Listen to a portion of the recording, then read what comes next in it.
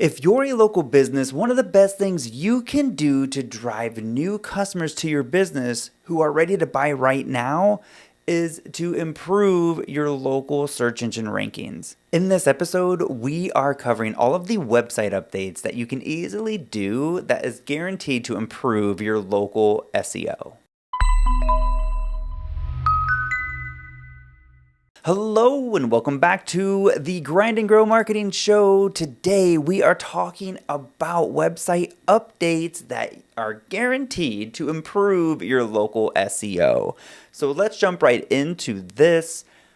What is local SEO and how is it different from regular SEO? If you are confused about that, then go check out one of our previous episodes we recently did that really dives into the difference between local SEO and just regular organic SEO.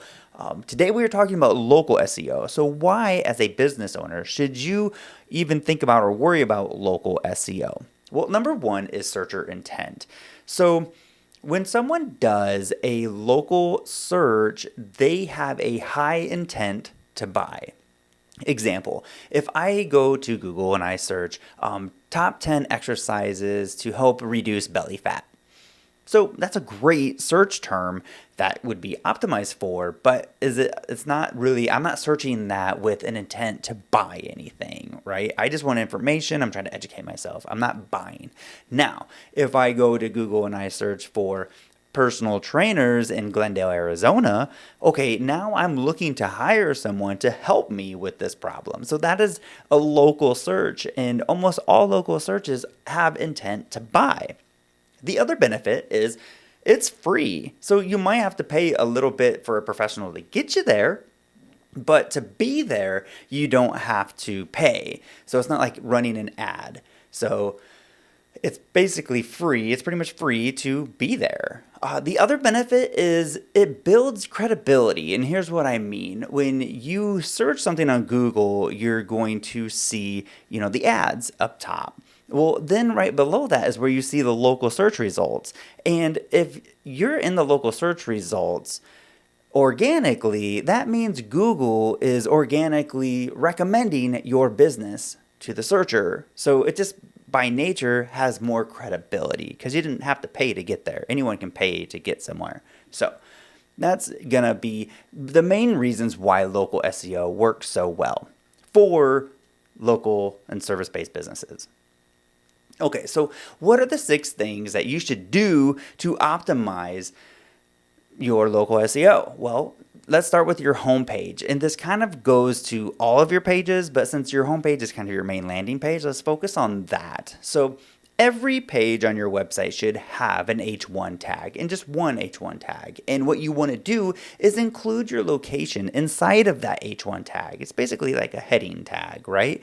So what I mean by that is, if you are a med spa in, best med spa in Glendale, Arizona, right? So that would be adding your city, your state, your location inside of the tag. I'm not saying put your address in the tag. That's not it, but your location. What is someone going to search when they're like near me? What is that location? Where are you? Okay, so put that in your H1 tag. Next, and this is just general good web design practice, is you want to have a clear call to action. Like, what do you want people to do once they get there?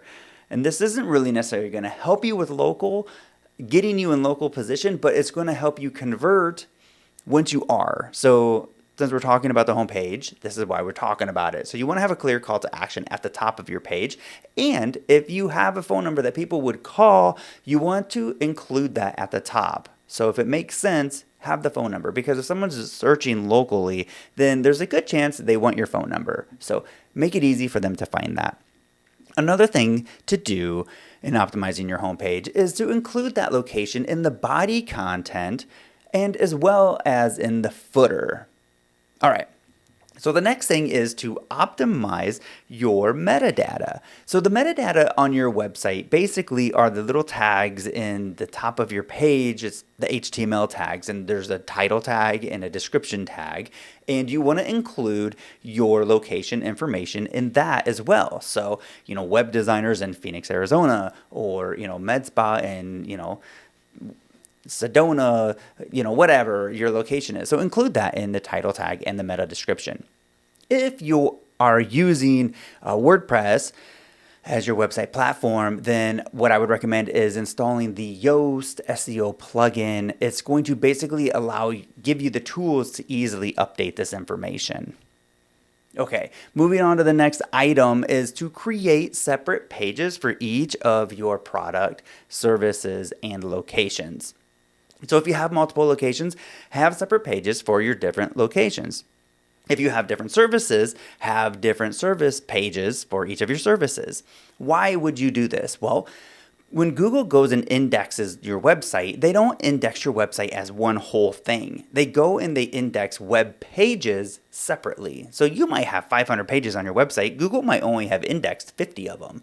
So the whole point is Google doesn't necessarily go and just as a whole index your site. It just is looking at page per page. So when you create these pages, you want to really apply the same rules that we just talked about as far as like adding your location information in there.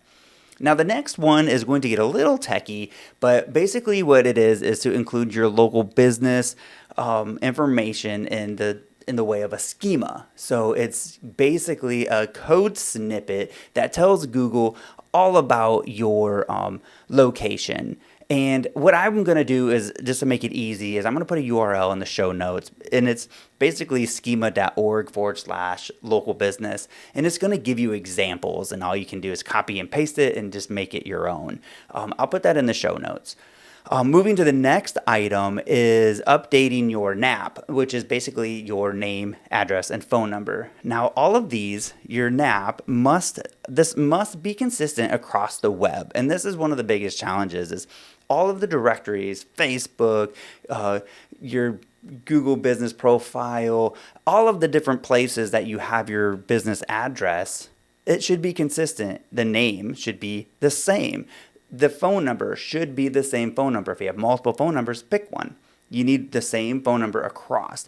The address, it should be consistent. If it's north and spelled out north, then make sure it's spelled out north everywhere. If it's just the letter N, then just make sure that's the case. If there's a suite, make sure the suite is included everywhere. So the point is you want to make it consistent. Why? Is because Google sees the consistency in all of this, and it just gives them better signals that this is the correct information.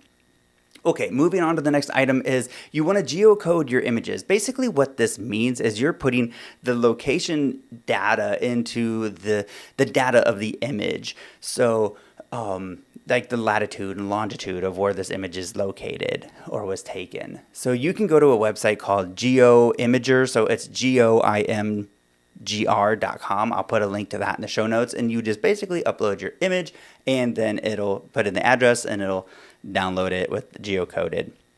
And then the last thing, which is a very important thing, which is an off your website item, and that is to claim your Google business profile. So this podcast is all about what to do on site. Now this is an off-site element, but I would really be doing a disservice by at least not mentioning it. Go claim your Google business profile. Super important.